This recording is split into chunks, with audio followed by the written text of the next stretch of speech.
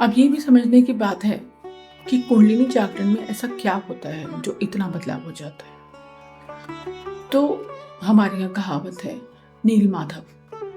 तो क्या है ये नील माधव?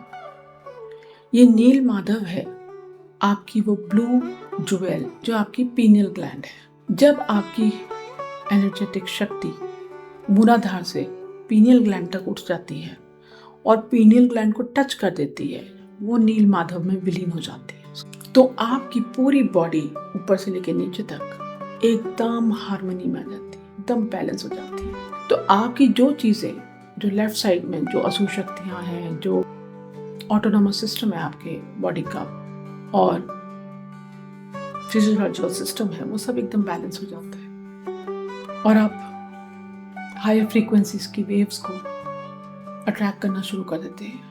आपको उनके ऑडियो सिग्नल्स मिलने शुरू हो जाते हैं और आपकी इंट्यूशन बढ़ जाती है। आप ब्लिस को एक्सपीरियंस करने लग जाते हैं क्योंकि अब आप वो देख सकते हैं जो बाकी लोग नहीं देख पाते, जिसे समाधि अवस्था भी कहा गया है। फॉर एग्जाम्पल, जब आप बैठे हैं और आप ग्रुप में बैठे हैं लेकिन सडनली आपका ध्यान लग गया और आप समाधि अवस्था में चले गए। अब समाधि अवस्था से कई लोग जो है घंटों बैठे रहते हैं और आदमी सोचता है यार ये क्या देख रहे हैं अंदर। तो वो और कुछ नहीं देख रहे हैं, वो भगवान की लीला देख रहे हैं।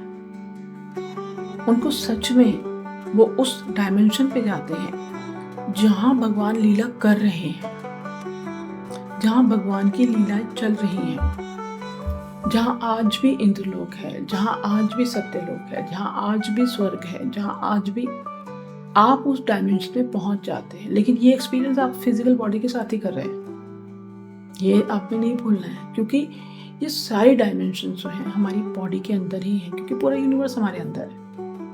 एक्सपीरियंस सब हम सिर्फ शरीर द्वारा करते हैं और उस शरीर को एक्सपीरियंस करने के लिए ही हमें अपनी कुंडलिनी जागृत करनी होती है, क्योंकि इस वर्ल्ड को हम सिर्फ तभी एक्सपीरियंस कर सकते हैं जब हमारे पास शरीर है, क्योंकि इंद्रियों से ही तो हम सारा एक्सपीरियंस करते हैं। अब जब आप का शरीर ही नहीं रहा तो कैसी शांति और कैसा ब्लिस।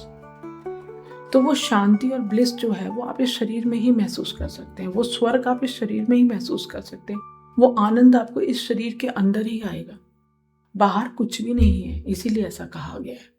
तो आप उस एक्टिवेशन के अंदर बैठ करके आप सिर्फ आपके अंदर इतने सारे न्यूरोलॉजिकल शिफ्ट हो जाते हैं जिन्हें कि रासलीला कहा जाता है, केमिकल लोचा यू कैन से। सो मुन्ना भाई एमबीबीएस की जो थ्योरी है वो इसी आध्यात्मिकता पे बनी हुई है कि हर एक को हक करो, हर एक के साथ प्यार से रहो, कोई एक लाफा मारे तो दूसरा गला आगे कर दो। अब दोनों पे लाफे पड़ गए तो फिर आगे क्या करना है वो नहीं पता, तो वहां पे बाउंड्री सेट कर लो। हालांकि जो संत लोग होते हैं वो यहाँ तक वो इसमें नहीं होते, ये अधिकतर ये क्षत्रियों का ही लेवल होता है। फिर इसमें ब्रेन आपका बैलेंस हो जाता है, आपका स्पिरिचुअल परसेप्शन चेंज हो जाता है, आप वो देख पाते हैं जो दुनिया नहीं देख पाती। आप अपने अंदर ही समुद्र को, लहरों को, आकाश को, धरती को, हर चीज को महसूस करने लग जाते हैं। बस यही कुंडलिनी जागरण की सारी लीला है और ये बहुत ही खूबसूरत, बहुत ही आनंदमय और बहुत ही शांति वर्धक है, बहुत ही प्यारी है। जब आप अपने ही देवता को, अपने ही गुरु को अपने सामने महसूस करते हैं, उनके गले लग जाते हैं, उनसे मिल लेते हैं, उनके दर्शन कर लेते हैं, तो आपको इस धरती का क्या पाएगा? कुछ भी नहीं। यही सारा सत्य है।